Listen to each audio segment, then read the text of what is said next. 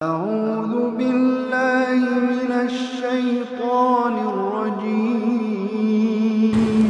Bismillahirrahmanirrahim. Assalamualaikum warahmatullahi wabarakatuh. Alhamdulillah wassalatu wassalamu ala rasulillah wa ala alihi wa ashabihi wa man tabi'ahum bi ihsan ila yaumil qiyamah, amma ba'd. Hadirin bapak-bapak, ibu, alhamdulillah pada malam hari ini kita bisa memanfaatkan, memaksimalkan nikmat yang Allah berikan kepada kita, yaitu nikmat iman, nikmat Islam, nikmat sehat, kemudian nikmat umur panjang. Kita gunakan sebaik-baiknya untuk menggapai keridhaan Allah Subhanahu wa ta'ala. Bapak Ibu sekalian, di dalam hidup ini kita senantiasa diingatkan di dalam Al-Quran maupun hadis untuk meningkatkan ketakwaan kita kepada Allah Subhanahu wa ta'ala. Maka yang perlu senantiasa kita jaga agar ketakwaan kita bisa naik, yang pertama adalah kita selalu menjaga sholat 5 waktu. Alhamdulillah kalau Bapak Ibu sekalian sholatnya sudah rajin, rutin ke masjid, maka insya Allah ya, sholat kita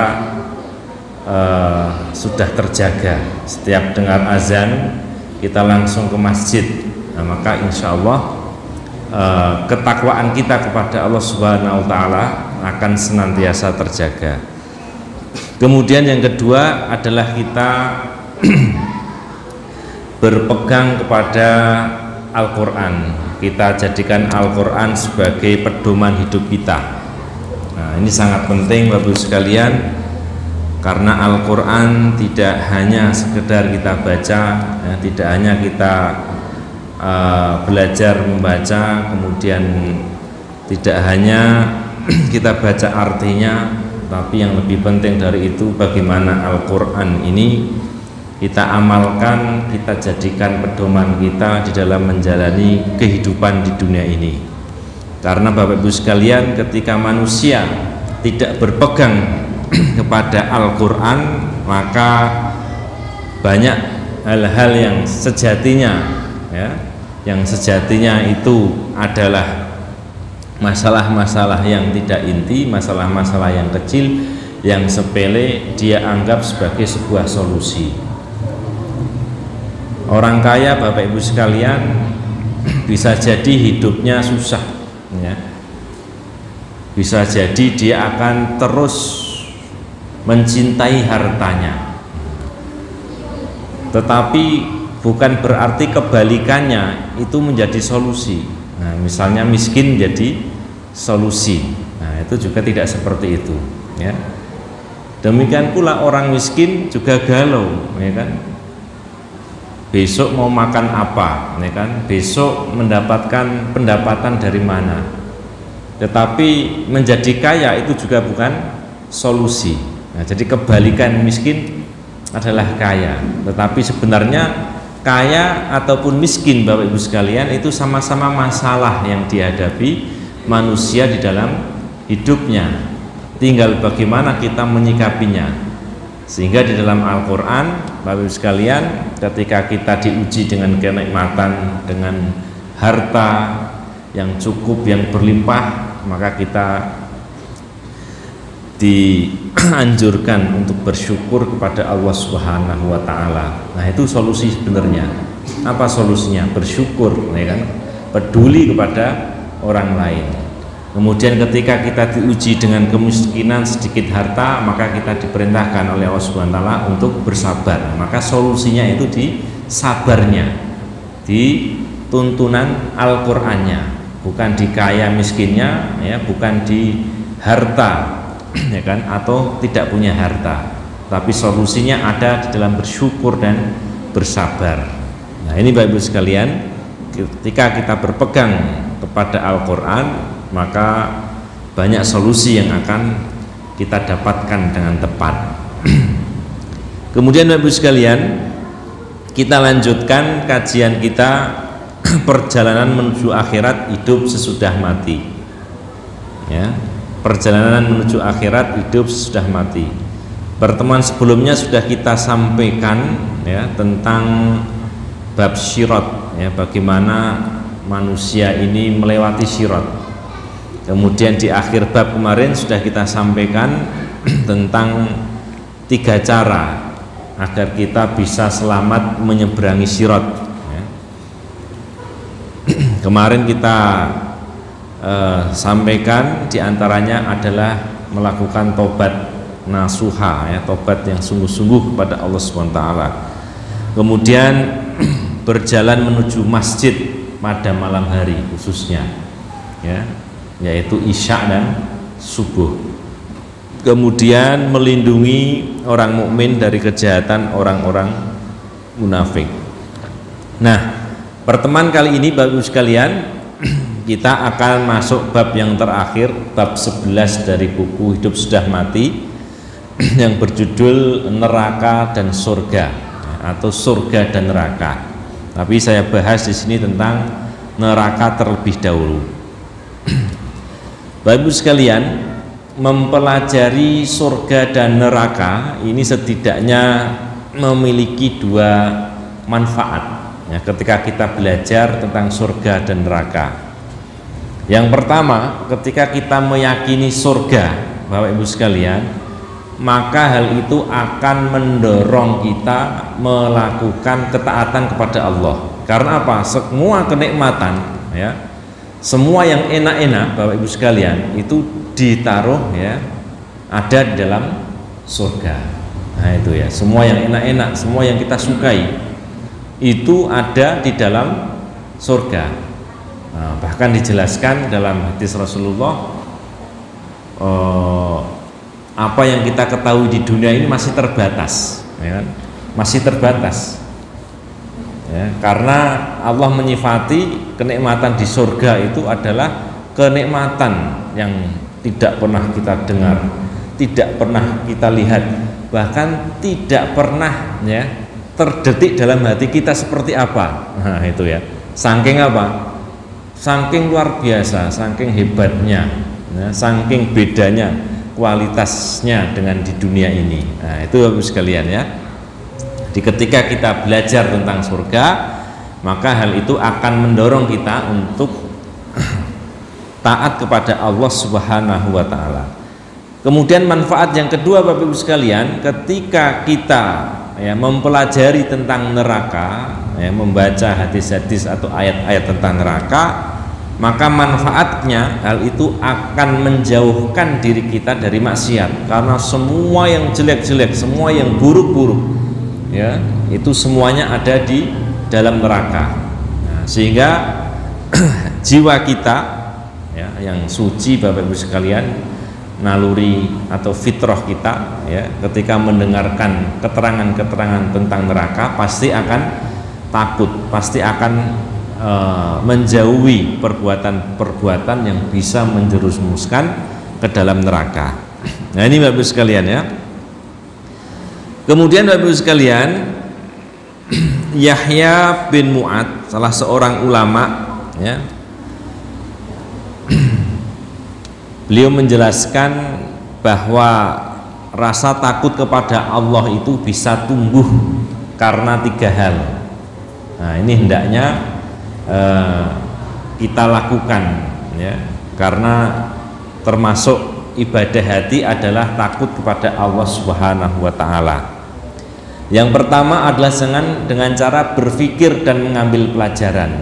Nah, setiap kita berpikir, ya kan, kemudian kita bisa mengambil pelajaran, maka akan muncul rasa takut kita kepada Allah Subhanahu wa Ta'ala. Kemudian yang kedua adalah merindukan surga, ya, ketika kita merindukan surga, kemudian kita memendam rasa cinta, wah, kita merindukan surga dan kita cinta terhadap surga, Bapak Ibu sekalian, maka itu bisa menumbuhkan rasa takut di dalam hati kita. Kemudian yang ketiga adalah mengingat neraka, ya, mengingat neraka, dan menambah rasa takut, ya, atau menambah ketakutan di dalam diri kita. Nah, maka hal itu akan menumbuhkan, ya, rasa takut kepada Allah Subhanahu wa ta'ala. Kemudian Bapak Ibu sekalian, perlu kita ketahui, ya, di dalam Al-Quran disebutkan sebuah doa, Rabbana innaka man tudkhilin naro faqad ahzaitah wa ma lidzalimina min ansor. Ya Allah, sesungguhnya siapa saja yang Engkau masukkan ke dalam neraka, maka sungguh telah Engkau hinakan dia, dan tidak ada penolong bagi orang-orang yang berbuat zalim. Nah, di sini kita bisa mengambil pelajaran Bapak Ibu sekalian, bahwa siapapun yang masuk ke dalam neraka, Bapak Ibu sekalian, maka itu sudah dihinakan oleh Allah Subhanahu wa ta'ala. Nah, sudah dihinakan. Jadi siapapun yang masuk berarti terhina. Nah, kebalikannya Bapak Ibu sekalian, ya, kalau kita dimasukkan ke dalam surga, maka itulah sesungguhnya kita sudah mendapatkan faza fauzan azima. Kita sudah mendapatkan keuntungan yang sangat agung, yang sangat besar. Nah, ini Bapak Ibu sekalian, ya. Bapak Ibu sekalian, surga dan neraka, Bapak Ibu sekalian, diperuntukkan bagi manusia, ya. Untuk surga itu diperuntukkan bagi orang-orang yang beriman, ya. Siapapun yang beriman kepada Allah Subhanahu wa ta'ala, maka balasannya adalah surga.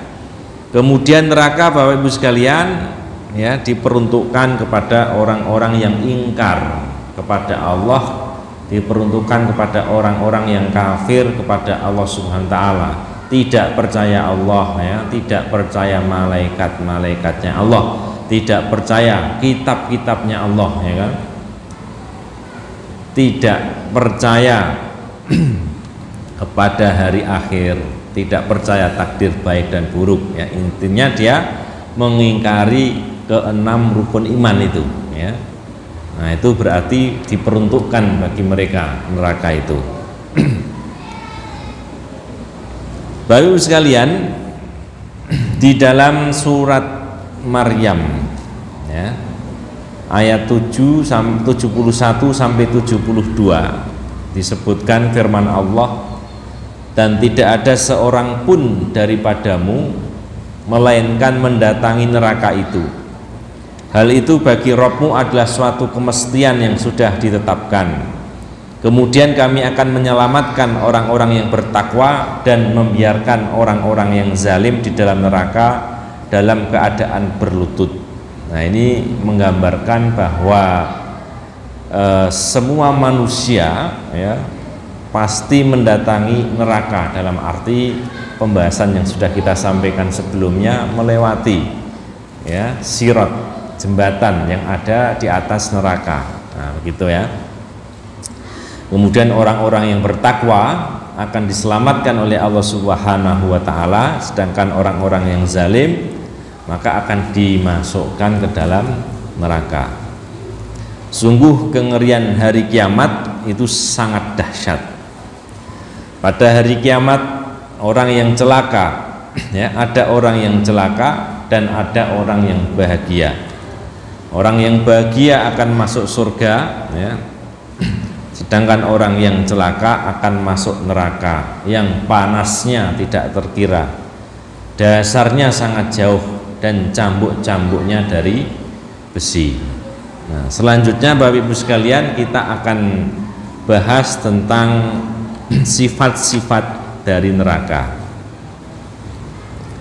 Yang pertama tentang pintunya, Pak. Jadi neraka itu ada pintunya, ya kan? Neraka memiliki 7 pintu. Nah, ini berdasarkan keterangan para ulama, ya. Yang pertama adalah pintu jahanam. Yang kedua lado, kemudian hatomah, kemudian sa'ir, sakor, jahim, ya, hawiyah. Jadi ada itu ya, ada 7 ya.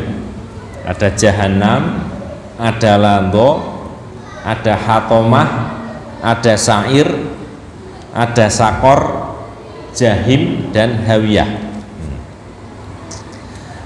Dan Abu Jahal, Bapak Ibu sekalian, itu berada di neraka jahim. Neraka sendiri, Bapak Ibu sekalian, adalah api yang sangat panas. Api di dunia ini adalah satu bagian dari 70 bagian panas api neraka. Nah, ini Bapak Ibu sekalian ya. Jadi api di dunia yang kita rasakan, yang kadang-kadang kalau kita pakai korek ataupun bakar sampah itu terasa panas, kita nggak kuat, ya kan? Bahkan kulit bisa melepuh. Itu baru tingkatan 1 ya, 1 bagian daripada 70 bagian dari api di neraka. Jadi 70 kali lipat, ya kan, tingkatan panasnya.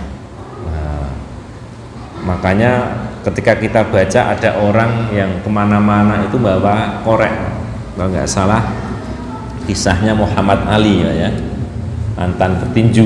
Nah itu kemana-mana membawa korek padahal dia tidak merokok ya. Kemudian ditanya, kenapa kamu kemana-mana kok membawa korek api? Nah, kemudian dia menjawab, ya, setiap saya ingin berbuat dosa, setiap saya ingin berbuat maksiat kepada Allah, maka korek itu saya hidupkan, dinyalakan, ya, kemudian kulit saya taruh di atas. Nah, untuk apa? Untuk mengingatkan panasnya api neraka. Sehingga dengan begitu ketika saya nggak kuat, nah, berarti saya harus menjauhi perbuatan dosa dan maksiat yang ingin saya lakukan. Nah ini diantara tipsnya Pak ya, kemana-mana pakai korek Pak. Tapi yang paling penting sebenarnya bukan itu. Nah itu hanya membantu. Yang paling penting adalah kita merasa diawasi oleh Allah Subhanahu wa Ta'ala. Yang paling penting juga bagaimana kita berteman dengan orang-orang yang soleh. Nah, karena insya Allah kalau kita berteman dengan orang-orang yang soleh, ya, ketika mau berbuat maksiat minimal diingatkan, ya, minimal diingatkan atau minimal tidak ada program. Nah, orang soleh itu nggak ada program berbuat dosa Pak. Monggo para rawuh rasan-rasan jamaah, nggak ada kan? Adanya sholat jamaah, taklim, ngaji, ya kan, kajian, nah itu Pak ya. Kemudian jenguk orang sakit, insya Allah. Nah, programnya orang-orang yang soleh itu seperti itu, sedekah dan sebagainya ya. Nah, itu. Kita lanjutkan Bapak Ibu sekalian. Neraka jahanam ada 7 api. Tidaklah di antara ke-7 api itu melihat api di bawahnya, melainkan karena merasa takut akan dilahap api di bawahnya. Nah, jadi apinya Bapak Ibu sekalian ada 7 jenis. Nah, di neraka yang paling atas itu ketika melihat ke bawah dia takut, nanti saya terbakar nih. Wah, bengigo. Wah, yang tingkat bawahnya lagi takut terhadap api yang ada di bawahnya. Nah, itu. Neraka itu mempunyai 4 dinding. Tebal 1 dinding adalah perjalanan 40 tahun. Wah, tebal. Ya, 1 dinding Bapak Ibu sekalian adalah perjalanan 40 tahun. Kira-kira berapa jauh itu Pak ya? Berapa tebalnya ya? Kalau kita lihat tembok yang rumah kita aja cuma 10 cm berapa itu ya, di plester itu sudah aman dari tetangga ya. Dari tetangga samping kanan kiri itu sudah aman, nggak kedengaran istilahnya. Nah ini di neraka ya, tebal dindingnya adalah perjalanan 40 tahun. Ini tebal sekali Pak. Kemudian panas api neraka Bapak Ibu sekalian itu bertingkat-tingkat. Semakin rendah neraka maka semakin panas apinya, dan semakin pedih siksanya. Nah ini ya, jadi neraka bertingkat-tingkat. Semakin rendah nerakanya, maka semakin panas apinya dan semakin pedih siksanya. Sebagian ulama salaf meriwayatkan bahwa orang-orang mukmin yang masuk neraka karena dosa-dosa mereka akan ditempatkan pada neraka tingkat pertama, paling atas. Karena neraka kan ke bawah ya, jadi tingkat 1 ini paling atas berarti ya. Nah itu orang-orang mukmin yang melakukan dosa. Orang Yahudi pada tingkat kedua. Ya, orang Nasrani pada tingkat ketiga, kaum Sabi'in pada tingkat keempat, ya, kaum Zoroaster ya, pada tingkat kelima, orang-orang Arab musyrik pada tingkat keenam, dan orang-orang munafik ya, pada tingkat ketujuh. Nah ini jadi paling bawah ya adalah orang-orang munafik ya. Orang-orang yang sebenarnya dia kafir tetapi menampakkan keislaman. Sebenarnya dia ingkar kepada Allah, ingkar kepada ajaran Islam, ya, ingkar pada Al-Quran dan sebagainya, tetapi dia memperlihatkan diri sebagai orang Islam. Nah ini yang paling bawah. Innal munafikina fit darkil asfali minan nar. Sesungguhnya orang-orang munafik itu berada di neraka yang paling bawah ya. Kalau bahasa kita di orang Jawa intip ya. Intipe neraka di paling bawah nih, paling panas. Nah, itu Bapak sekalian ya. Ada riwayat yang mengatakan bahwa nama tingkatan neraka itu adalah Jahanam, kemudian Ladha, kemudian Khutomah, Sa'ir, Sakor, Jahim, Hawiyah. Tetapi tidak ada dalil bahwa penghuni neraka terbagi ke dalam tingkatan-tingkatan menurut nama-nama tersebut. Yang benar Bapak Ibu sekalian bahwa semua nama-nama neraka tersebut adalah nama-nama lain untuk menyebut neraka secara keseluruhan dan tidak ada hubungannya dengan salah satu tingkatan atau bagian dari neraka. Nah, jadi itu adalah nama-nama lain dari neraka. Ada yang Jahanam, ada yang Ladha, ada yang Khutomah, ada yang Sa'ir, ada yang Sakor, ada yang Jahim, ada yang Hawiyah. Nah, itu Bapak Ibu sekalian tentang pintu neraka dan juga tentang panasnya api neraka. Sekarang kita lanjutkan tentang penjaga neraka.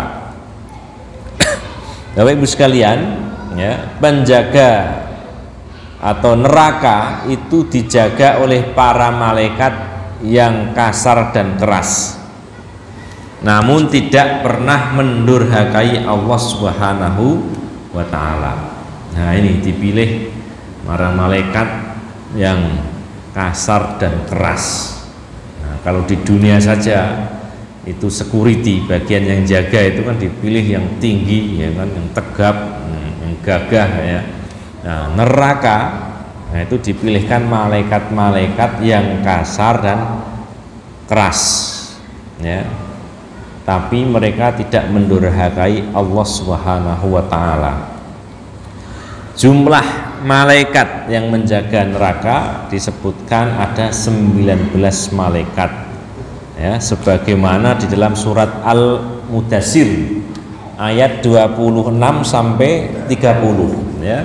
Sa'uslihi saqor wa ma adraka ma saqor la tubqi wa la tadar lawahatul lil bashar 'alaiha tis'ata asyar. Nah itu, aku akan memasukkannya ke dalam neraka Sakor. Tahukah kamu apa neraka Sakor itu? Sakor itu tidak meninggalkan dan tidak pula menyisakan. Neraka Sakor itu menghanguskan kulit manusia. Di atasnya ada 19 malaikat penjaga. Nah ini ya, jadi dalilnya kalau neraka dijaga 19 malaikat adalah 'alaiha tis'ata asyar ya. Di atas neraka itu dijaga 19 malaikat. Bapak Ibu sekalian, jumlah 19 ini merupakan suatu tantangan buat orang kafir yang mengira bahwa jumlah segitu adalah jumlah yang sedikit. Nah, jadi orang kafir itu nantang mung 19, ya kan? Cuma 19 kecil gitu ya. Dikiranya dia bisa lolos. Namun mereka tidak menyadari bahwa satu malaikat saja mempunyai kekuatan untuk mengalahkan seluruh umat manusia tanpa bantuan yang lainnya. Nah, di dalam surat Al-Mudaththir ayat 31, dan tidak kami jadikan penjaga neraka itu melainkan dari malaikat, dan tidak kami jadikan bilangan mereka itu melainkan untuk jadi cobaan bagi orang kafir. Nah, ini Bapak Ibu sekalian, jadi dikiranya 19 itu jumlah yang sedikit ya, tetapi orang kafir tidak tahu bahwa sesungguhnya satu malaikat saja ya, yang menjaga neraka itu ya, kalau diizinkan Allah maka dia kekuatannya bisa untuk mengalahkan seluruh umat manusia tanpa bantuan. Nah, ini jadi satu malaikat saja Bapak Ibu sekalian kekuatannya bisa untuk mengalahkan seluruh umat manusia. Padahal Bapak Ibu sekalian kalau kita lihat di dunia ini ngeri ya, ngeri sekali. Jadi misalnya orang yang punya harta, orang punya kekuasaan, kekayaan, ya kan, kemudian bisa melakukan apa saja dengan harta dan kekuasaannya itu, ya kan, bisa memaksa orang, ya kan, bisa mengambil paksa milik orang. Nah, kalau kita melihat manusia ini kan ngeri Pak ya kelakuannya ya. Kita misalnya kalau lihat berita-berita itu kan ngeri banget, dolim banget ya kan. Misalnya ada yang bunuh ibunya apa ya, minta motor, anak minta motor nggak dikasih, bunuh. Ada begal mau merampas harta orang lain, tendang ya kan, motornya tendang, jatuh kena trotoar, mati di Semarang itu ya. Polanya ngeri banget manusia ya kan kalau kita melihat ya. Nah, tapi ya satu malaikat, nah itu kalau diizinkan Allah cukup untuk menghancurkan seluruh umat manusia yang ada di dunia ini, yang macam-macam, yang punya senjata, punya kekuasaan, punya penjaga dan sebagainya. Itu kalau diizinkan Allah Subhanahu wa taala hancur semuanya Pak. Nah, maka itu ya, orang mukmin punya senjata yang namanya doa. Boleh jadi kita lemah, nah, tapi kita punya senjata yang kekuatannya sangat luar biasa, yaitu doa ya, permintaan, permohonan kepada Allah Subhanahu wa taala. Yang berikutnya Bapak Ibu sekalian, sifat fisik penghuni neraka ya, bahwa sifat ahli neraka atau penghuni neraka yang terdiri dari orang-orang kafir, Bapak Ibu sekalian, disebutkan ya dari keterangan kitab para ulama bahwa jarak kedua pundak ya, ahli neraka itu selama perjalanan 3 hari dengan menggunakan kendaraan yang cepat. Nah, berarti gede banget Pak ya, tidak hanya raksasa Pak ya. Jarak pundak satu ke pundak yang lain itu perjalanan 3 hari memakai kendaraan yang cepat. Kalau zaman dulu yang cepat ya kuda, 3 hari tekan di Pak, bisa 500 kilo. Nah itu pundaknya. Gigi gerahamnya seperti gunung Uhud. Oh, gede banget Pak ya. Kalau kita melihat di internet atau yang sudah pernah ke Mekah ya kan, bisa melihat gunung Uhud ya seperti itu ya. Ya, giginya seperti itu. Tebal kulitnya adalah 3 kali perjalanan. Nah, jadi gede banget ya. Tidak hanya raksasa yang kita bayangkan di dunia, tapi melebihi gitu ya. Kemudian apa makanan dan minumannya? Minuman penduduk neraka Bapak Ibu sekalian adalah air panas yang dituangkan ke atas kepala hingga menembus rongga perut mereka dan keluar melalui kedua telapak kaki mereka, kemudian dikembalikan seperti sedia kala. Nah, jadi air panas ya dituangkan ke atas kepala, jadi tidak lewat mulut, Pak, kepala ya, kepala terus tembus ya, ke rongga perut. Nah, perutnya tembus kemudian keluar ya melalui telapak kaki.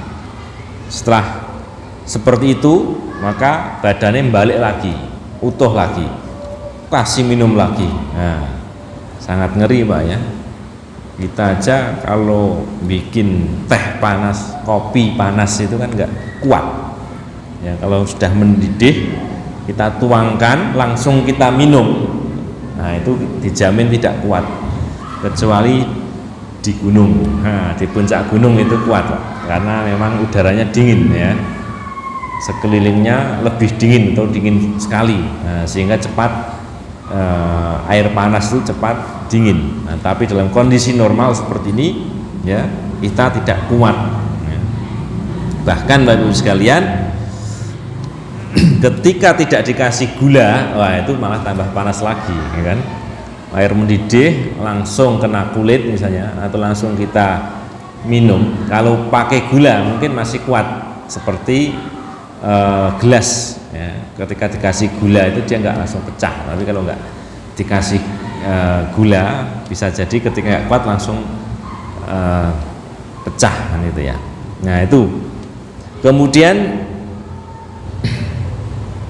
minumannya Bapak Ibu sekalian seperti itu, kemudian makanannya adalah zakum. Nah, zakum itu pohon ya, pepohonan yang ada durinya ya. Kalau kita di sini ya seperti apa itu ya, mawar itu ya ada durinya Pak ya. Terus ya banyak pohon yang ada durinya. Nah, itu zakum seperti itu. Sehingga ketika dimakan ya merusak mulut dan perutnya Pak. Ya, duri dimakan itu kan ya rusak Pak ya.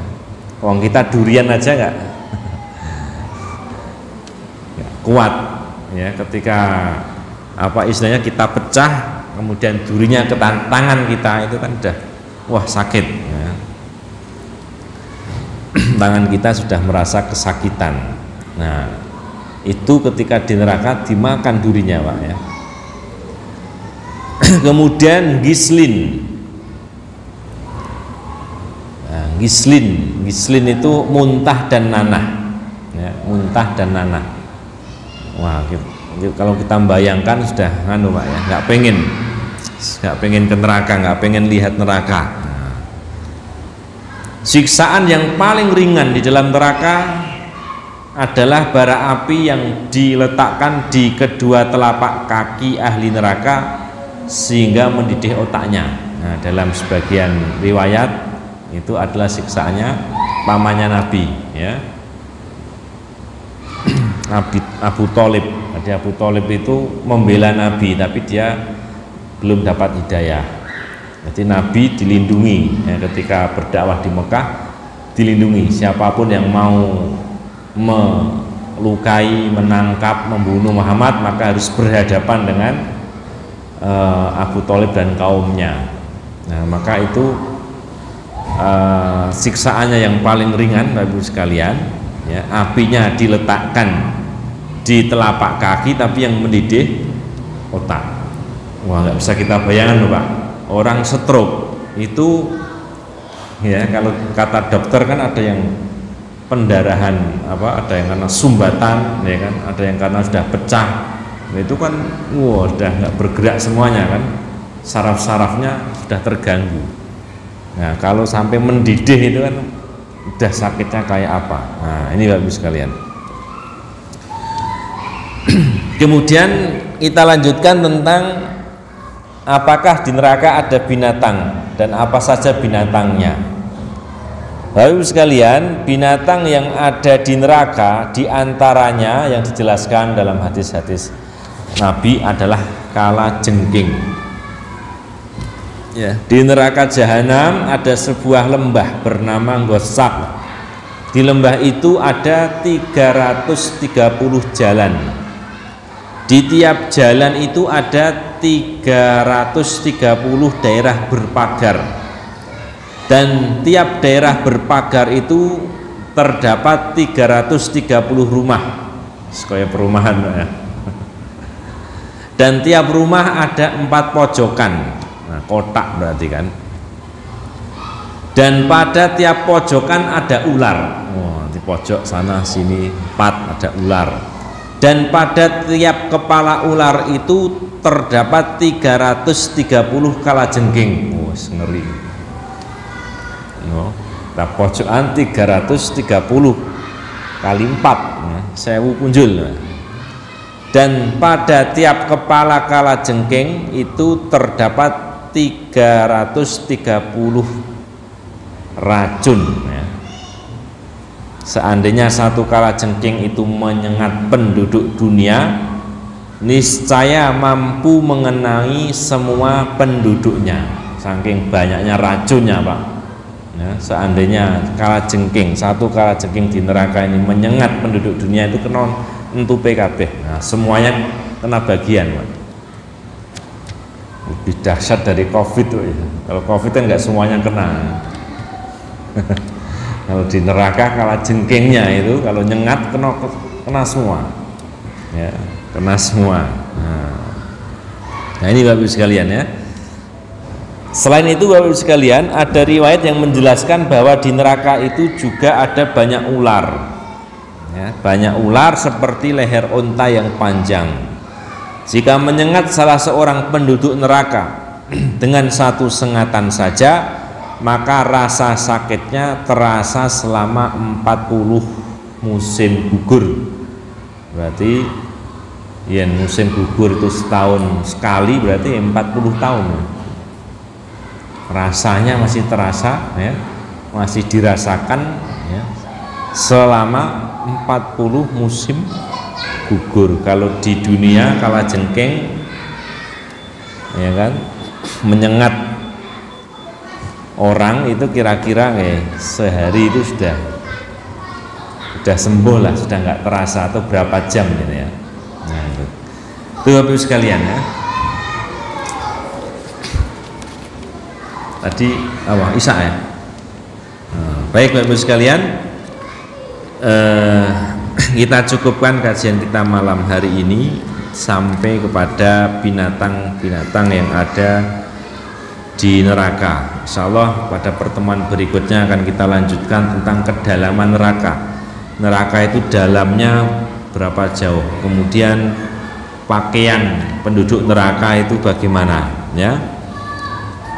Kemudian nanti kita tambahkan tentang sifat-sifat orang yang masuk neraka secara detail, selain orang kafir tadi, orang yang dolim tadi yang sudah kita sebutkan, bagaimana sifat-sifatnya.